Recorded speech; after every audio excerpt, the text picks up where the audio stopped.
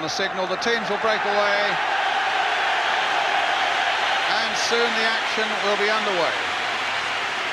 Let's check on the teams then. Liverpool with Bruce Grobbelaar in goal, and a back four that now has Mark Lawrenson installed, with Gary Gillespie having gone down with a virus infection.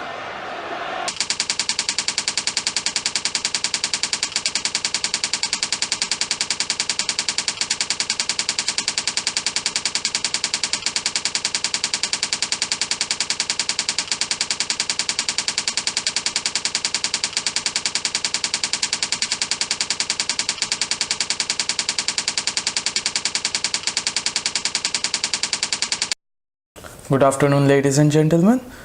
This is Sarthak Mandal, and I am joined by former Liverpool player and English First Division winner, FA Cup winner, Jim Beglin. Hello Jim, thanks for having us. How are you today? I'm very good, thanks Sarthak. Yeah, looking forward to it. Let us go back to your playing days. Can you tell us how you got into football? Just seemed natural. I was born into as we call it in Ireland, because they have Gaelic football. I was born into a soccer family.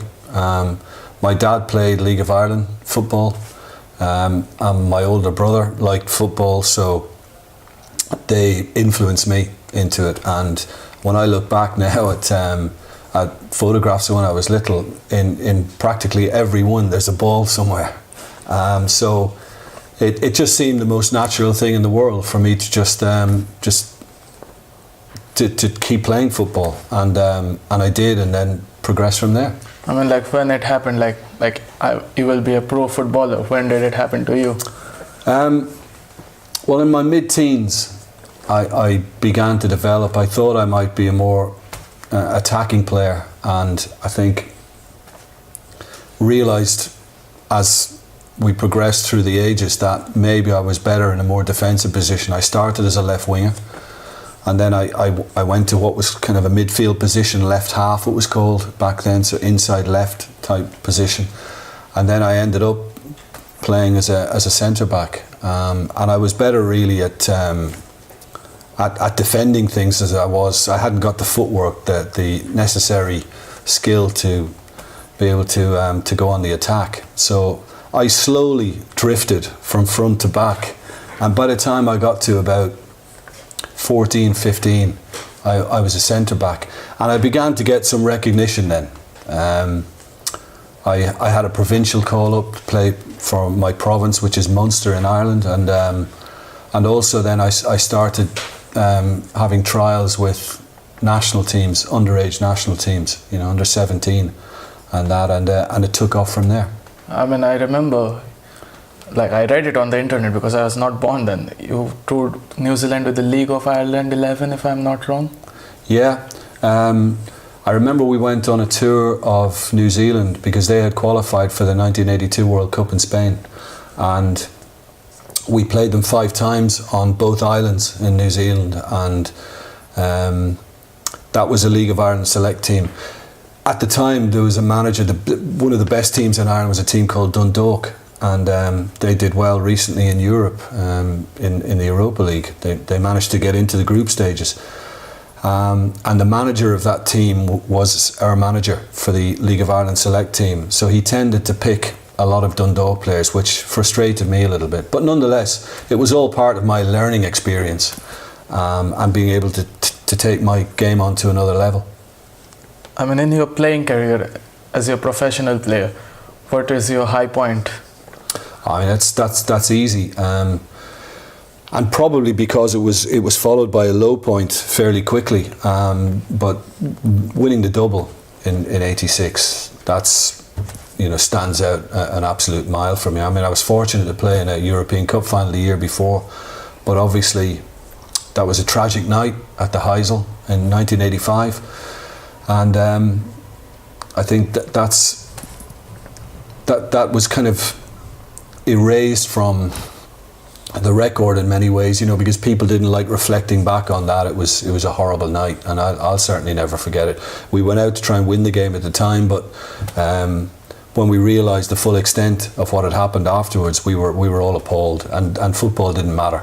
We we were disappointed initially on losing, but then when we discovered the truth, we didn't care. But Wembley, a year later, was incredible to beat Everton, come back from being 1-0 down, having won the league at Chelsea the week before. I'm a Chelsea fan. You're a Chelsea fan, yeah.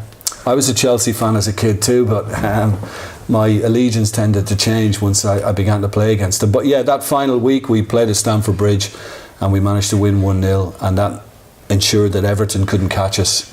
And then a following week to play Everton and to have a derby of that magnitude at Wembley. I like to think it was the biggest derby ever, but it was just an incredible time.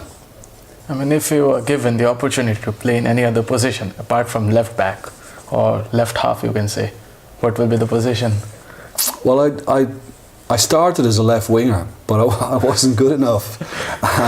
And I'd like to think that I could have the skill set and the ability to play in a position like that. Because, I mean, scoring goals is what it's all about. So to be, you know, a left winger or certainly a centre forward would be ideal. But I never had those skills. You know, I realised early on that I was more suited to a defensive role, and I was better at reading things and joining up with the play from deep as opposed to having my back to goal. That's not something I was good at. So yeah, unfortunately for me, it's something I could only dream about, playing as a centre forward or indeed an attacking winger. If you could have played professionally any other sport apart from football, what will be that?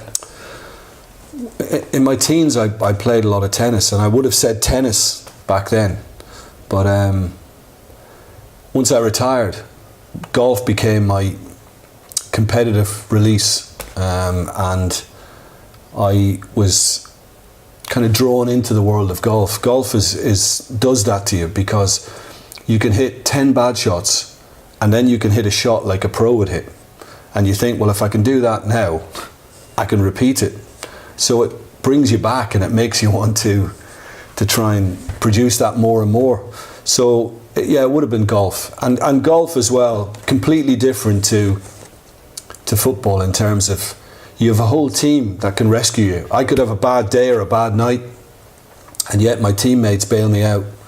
Whereas on the golf course, it's you in the course, you're on your own, and you've got to deal with things different things, especially mentally. It can be very challenging, and it can frustrate. I mean, golf would frustrate me much more than anything I experienced in football, apart from being injured. That is, yeah. I mean, that was obviously a very low point. And what were your initial thoughts? My initial thoughts were, as soon as I arrived at the hospital that night, was just operate on me, you know, fix my leg and let me start my rehabilitation. That was my initial thought, and it was one of determination that no matter how serious it seemed, and it was serious, I'll fight my way back. I've always had, and people have said it about me, I've always had determination. You know, I might have lacked one or two other things, but determination always kind of underpinned everything, and it was always there for me. And I turned to that at that low time as well, when I was struggling to regain fitness again, you know, after something so serious. So it managed to get me back. I managed to get back to a level, but I was never the same player again. And unfortunately, like you see so often with different players, when you have a bad injury, it becomes a weight-bearing thing then, because, you know, one part of your system is damaged and other parts compensate for that, and then eventually the other parts may let you down, you know, may be injured themselves, and that's what happened to me. And I ended up having broken my left leg. I ended up having lots of problems with my right knee. I had a cartilage tear, a bad one. And when I was playing for Liverpool reserves, trying to return from my injury, and unfortunately that was what ended my career in the end at Leeds. We'll now take a short break, and when we return, we'll ask Jim more questions about his commentary career. All right.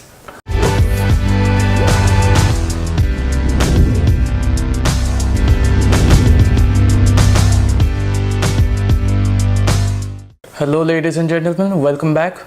We are now ready to carry on our interview with Jim Beglin. Hello, Jim. When did you decide to take the step into the commentary box? Like, how did it happen?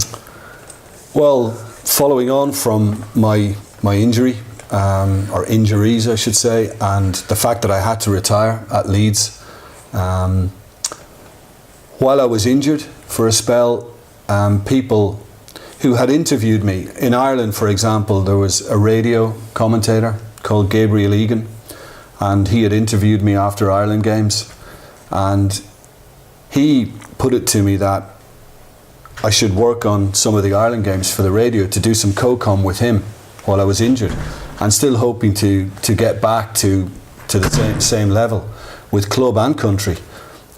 So I took the opportunity. I said yes, why not, and I enjoyed it. And they seemed to be happy with what I delivered. And then the same thing happened at Leeds. Local radio in Leeds had asked me to do some work as well, and I did. And it was an exciting time at Leeds because 89-90, the first season I joined, we got promotion from the second division to the first, and then Leeds finished fourth in the first division the first year back, and then the next year Leeds won it. Leeds won the league, the last of the first divisions before the Premier League came into being.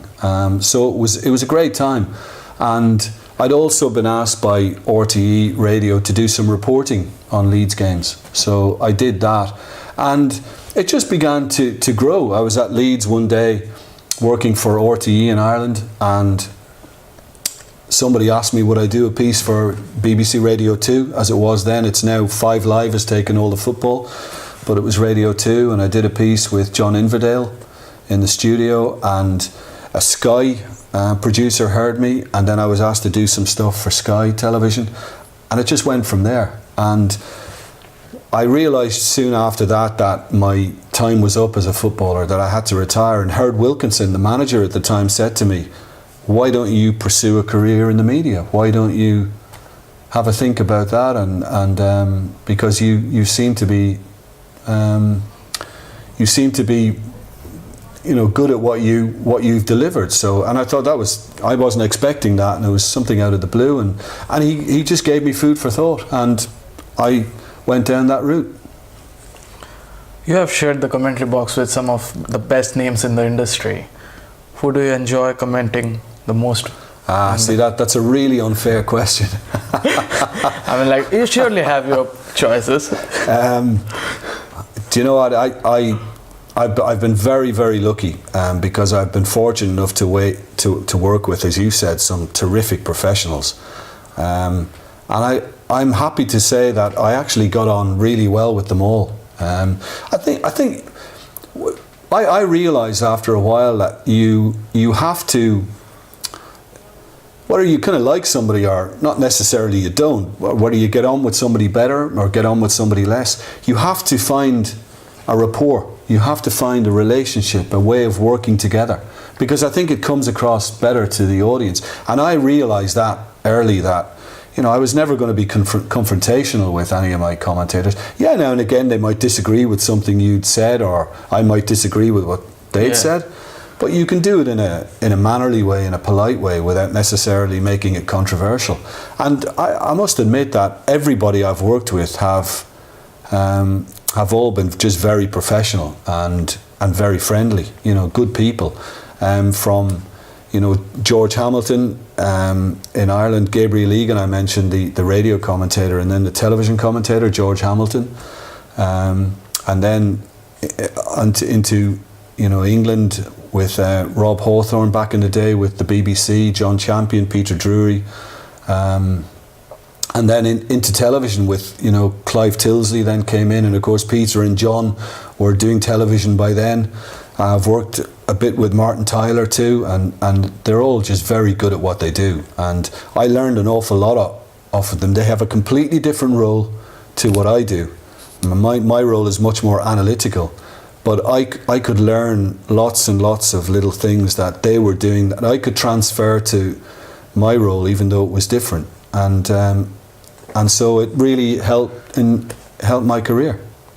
When you have worked with some of the great managers of your era, like Bob Paisley, Joe Fagan and Kenny Dalglish, like after your playing career was over, were you never inspired to take the step into management? Well, I was a little, because my first thought was to go down the coaching route, and it's all UEFA license now and stuff like that, but back then it was your coaching badges, they called it. And I remember doing my preliminary coaching badge at Leeds with Simon Grayson, who's gone on to manage quite a few clubs, Mickey Thomas, you know, and one or two others at the time. So I was set on that course, and it's just that the media began to take over at the same time. So I didn't necessarily target the media. The media seemed to just engulf me, and I got swallowed up in it, and thank goodness I'm still getting away with it. So like, if you are given the opportunity to like just say manage a football club, a professional top level football club, will you take it? Well, it would be hard not to take it, but I might not, because I'm detached from that aspect of the game. Yes, I have to read the game, but it's a completely different job to have to deal with a full squad of players and everything that goes into that. I mean, it seems like an easy thing, but it's not, because you're dealing with different characters. So it's quite a complex job. So for me to go now from broadcasting for many years into coaching or management now, I think I'd like to think I could make it work, because that's always been my attitude, you know, to find a way of making it work. But I think I would find that hard now, because I've been detached from it for such a long time. I mean, the most debated topic in football now is VAR, video assistant referee. Like, yeah. If VAR existed in your era, which is the one result you wish to have changed? Wow, it would undoubtedly be, even though it was a tragic night, and we didn't quite know how tragic it was until the game was finished. But I go back to the Heysel in Brussels in 1985, when Liverpool were beaten 1-0 by Juventus. They shouldn't have had a penalty that night. Zbigniew Boniek was fouled by Gary Gillespie, and it was outside the box. And I'm sure VAR would have tidied that up. And in the second half that night, listen, there's a concept that goes around saying that Juventus had to win that game that night because of what had happened, with so many of their fans dying. But we had a blatant penalty in the second half that night as well. I think it was a Swiss referee, and I've seen the footage, and I didn't realise I actually manhandled the referee. I put my hands on the referee at one stage as if to say, how can you not give that? Ronnie Whelan was chopped down in the box. So as a European Cup final, you know, amidst a terrible, dreadful tragedy, I still wanted to win that night, and I think VAR might have been on our side. I mean, how do you compare your first division winning side with the current Liverpool side?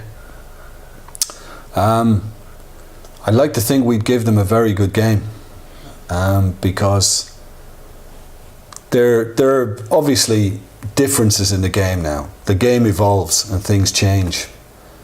I'd like to think we'd be a bit tougher, because we came from an aggressive age. How? Sorry, you're in the middle of an interview. No, it's not in the word. Didn't even know you were here. Yeah, oh well. Who is it? Good luck. And how positive does the leadership of the club management in the present day at Liverpool looks like when compared to your old days?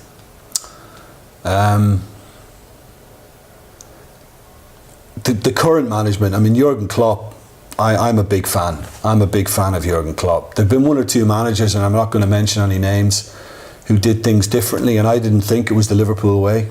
I think Liverpool have always had a very attacking style from under Bill Shankly and right through, and there have been a couple of exceptions in that run. But Jurgen Klopp, I dearly hope that he wins something, because I think he's done a fantastic job, and he's got them so close, and they're so exciting and entertaining.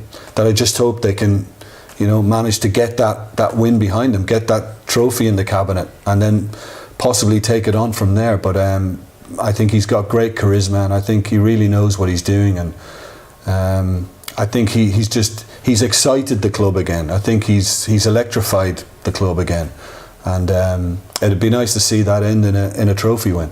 Do you think Liverpool can actually win the Premier League this season, considering like Manchester City are now getting high on the hills? I think it's unfortunate for Liverpool that Manchester City are around and that good at the moment, and it's a big ask.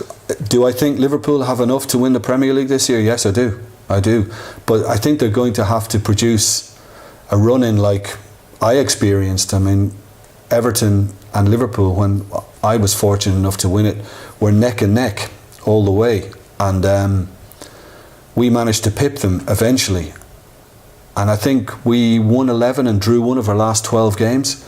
Now, I think Liverpool are probably looking at something similar, because I don't really see Manchester City dropping too many points from there. Liverpool have the advantage because they have a game in hand, of course, but I think they're going to need to be full on Liverpool now, and if there are any slip-ups now, it can't be self-inflicted. When Liverpool came close to winning the league title, 13-14, yeah. It was unfortunate, even though from a Chelsea point of view it was not unfortunate, but it was really unfortunate that Stevie G, who is one of the best players for England, like in the English generation, the golden generation, he didn't get to win the Premier League. Well, he didn't, but it works like that sometimes. You'll get absolute greats of the game and they don't quite achieve what they should have. And it's the same with some of the greats of the game who go into management and it doesn't work out for them. They end up as managerial flops, and it's difficult to explain. But that's football. It's not an exact science, and sometimes it has more lows than highs for certain players. But I mean, they're still singing about Stevie G, aren't they? And that slip, they still won't let it go. Even at games when Liverpool aren't involved, they're singing it. I can still pick it up. So for him, that must be an irritation. That unfortunate moment against Chelsea, and that just unravelled things at the very end for Liverpool. On this occasion, I think they can probably push it even closer again, if not, manage to win it. Sorry guys, I've lost my phone. I think I left it in bar. When you look at some of the aspects, like Liverpool have sent Nathaniel Klein out on loan recently when they had Trent Alexander-Arnold injured and they are without a right back. Does that make you question the leadership of the club? No, I've seen lots and lots of things happen like that. The thing is, everybody criticises something like that, but it's hindsight. Hindsight is 20/20 vision. It's easy after the event to go, oh, they should never have let him go on loan, being Nathaniel Klein in this case. But in the circumstances, it would seem the right thing to have done at the time, because Jurgen Klopp would have looked at it and thought, well, I have the versatility, because even if Alexander-Arnold were to get injured, which he did, and we know about Joe Gomez, he probably thought, well, James Milner can play right back. He's got the versatility. He was great at left back for a while, so he can do that again. Unfortunately, he had a couple of lesser games that he wasn't as strong, James Milner, and everybody then started focusing on the fact that I should never have really. It's easy to say it after the event, but I wouldn't criticise them for it now. Last question before we close the interview. Who do you think will win the Champions League this season? The Champions League this season, that's a real tricky one, because I think it's open to a few, and I'm not trying to sit on the fence here. It's hard to call it. Our Real Madrid is strong to go for 4 in a row again without Cristiano. I have a sneaking that Juventus could do something, and just because of the Ronaldo effect, because they've come close so many times. But I'm going to lean towards Barcelona. I think Barcelona might just pip it. I think they have enough. If they can peak you know, and they've had one or two little drop-offs as well. So I think because of all that, it is a harder call this time around. Thank you, Jim, for your time. Okay. And friends, here we finish the interview with Jim Beglin. Like, share and subscribe our video. Thank you.